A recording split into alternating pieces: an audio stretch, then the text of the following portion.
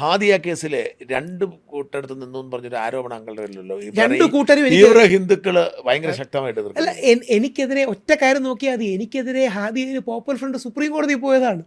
Popular front എനിക്കെതിരെ കംപ്ലൈൻറ്റുമായിട്ട് supreme കോടതിയിൽ. പക്ഷെ നിങ്ങളെ ഹിന്ദുത്വ ആളുകളും എതിർപ്പാണ്. ഇവരുടെ പ്രശ്നം എന്താ അറിയാമോ? സത്യസന്ധമായിട്ട് പറയാം, ഇത് എന്താ പറയുക, ഇനിയെങ്കിലും അറിഞ്ഞിരിക്കാൻ വേണ്ടിയാണ് പറയണേ. ഹാദിയയുടെ വളരെ കോംപ്ലക്സ് കേസാണ്. സിമ്പിളായി പറഞ്ഞാൽ ഹാദിയ ഈഴവ സമുദായത്തിൽ പറഞ്ഞ കുട്ടിയാണ്. യഥാർത്ഥത്തിൽ ഹാദിയയ്ക്ക് ശ്രീനാരായണ ഗുരുദേവനെ അറിയില്ല എന്നുള്ളതാണ് ഹാദിയയുടെ പ്രശ്നവും നമ്മുടെ പ്രശ്നവും.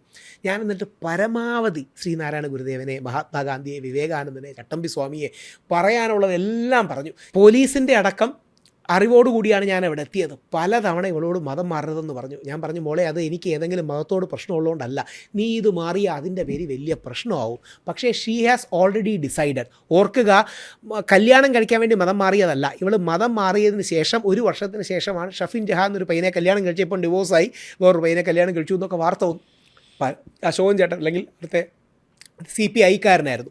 ഇപ്പോൾ 7SS ആയി. RSSും പോരാ, RSSനും തീവ്രത പറഞ്ഞ് 7SS നിലപാടിലേക്ക് എത്തി. നമ്മുടെ കുടുംബങ്ങളിലെ പ്രശ്നമെന്ന് പറഞ്ഞാൽ നമ്മൾ കുട്ടികൾക്കൊരു സ്പിരിച്വൽ എഡ്യൂക്കേഷൻ കൊടുത്ത് വളർത്തുന്നില്ല. ഞാൻ പരമാവധി എന്നാൽ കഴിയുന്ന വിധം എല്ലാ രീതിയിലും ഉള്ള ഡിസ്കറേജ് ചെയ്തു. പക്ഷേ എന്ത് ചെയ്യാൻ പറ്റും? നമുക്ക് തല്ലിക്കൊല്ലാൻ പറ്റുമോ?